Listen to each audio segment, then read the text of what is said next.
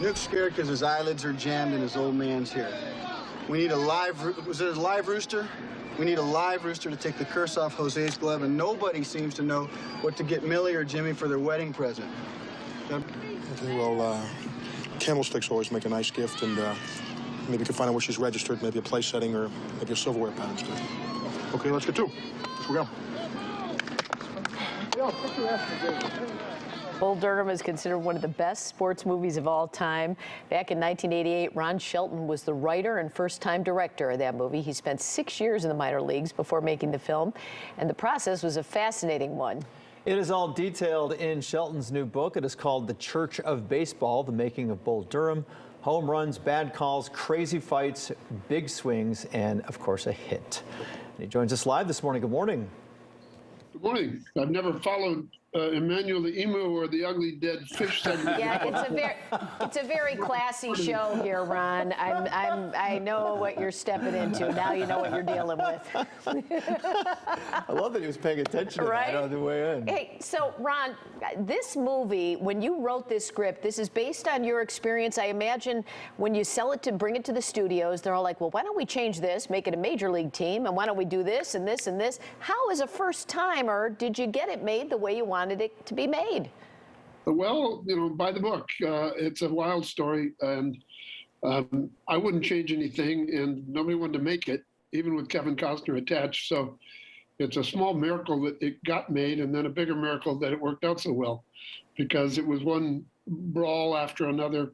But all that matters is what the end product was. So, you know, I can celebrate now, but I think people enjoy to know how what's going on behind the scenes. Yeah, tell us about Kevin Costner and bringing him into that movie. Remind us, where was his stardom level, so to speak, at the time he was cast? Well, he was just on the verge of taking off. The summer that I got the movie greenlit, he'd come out in the movie The Untouchables. But that also had Sean Connery and I think De Niro, all kinds of other stars in it. So it wasn't really his movie. And then there was a movie called No Way Out, which with the studio it didn't want to release because at the end he's revealed to be a Soviet spy. But it was a great thriller, and they didn't know what to do with it, so they put it in August. August is where they released movies they thought would flop, and it opened to huge reviews, and the New York Times called Kevin a movie star. And that was the last day I had to get the movie made. The studios read the New York Times and called me up and said, let's make it. So had No Way Out not been well reviewed, I might not have made this movie. So that scene that we showed right leading into you about all the players talking on the mound about ridiculous things is a classic comedic scene, but that one almost got cut, didn't it?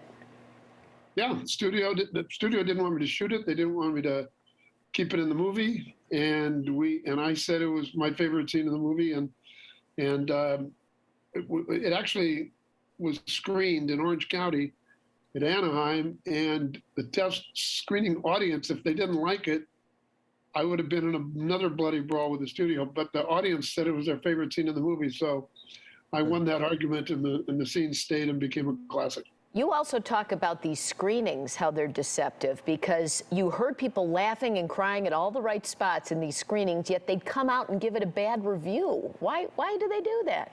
I have no idea.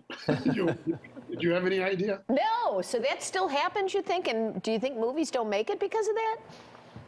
I think they get misjudged because it's not fair to an audience.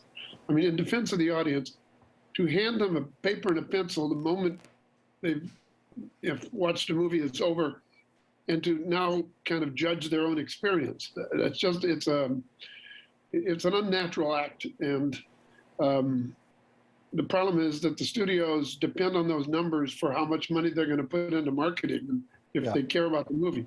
I want to ask you about a quote that I read that you said. You know, obviously, anytime a great sports movie is made, this Bull Durham is always mentioned in the list of some of the greatest sports movies. But you said the biggest mistake a sports movie can make is to have too much sports in it. What do you mean by that? What I mean is that nothing covers sports better than television.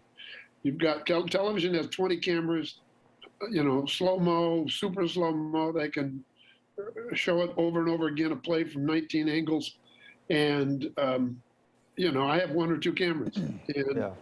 but what I can do is take my 1 or 2 cameras, all the places that television's 20 cameras can't go. I can go in the locker room. I can go in the shower. I can go home with a man and the woman. I can go on the bus ride. I can get in their heads what they're thinking about and talking about on the mound. I can go on the mound and see what they're talking about. So I just try to live where TV can't go at all in all my sports movies. One other scene I want to ask you about, Jimmy and Millie's wedding. There's the crowd you had to recruit from what, a nearby Pink Floyd concert? That's why there's so many Pink Floyd t-shirts in the crowd? Well, if you zoomed in, you could see Pink Floyd shirts. I didn't do that. The producer and I were in a fight because I got to the ballpark and there was nobody in the stands. Yeah. Because we were out of money for extras. And what he did, and the book goes into this detail, which I didn't know at the time, there was a Pink Floyd concert in Chapel Hill, we were in Durham, and he knew somebody on the Pink Floyd crew, and they went to the lead singer or guitarist, I forget his name, he's a famous rock star, and he went and then made an announcement at the halftime of the show that there will be an after party at the Durham Athletic Ballpark with kegs of beer, and the band will show up. Well, guess what? The crowd showed up, the kegs of beer showed up, the band didn't have to show up. They were there, we got our shot, and they all went home with t-shirts. There's so many great stories in this book. It's called The Church of Baseball, The Making of Bull Durham. Ron Shelton, thanks so much for joining us. We all still love that movie. It's a classic. Thanks, Ron. Thank you.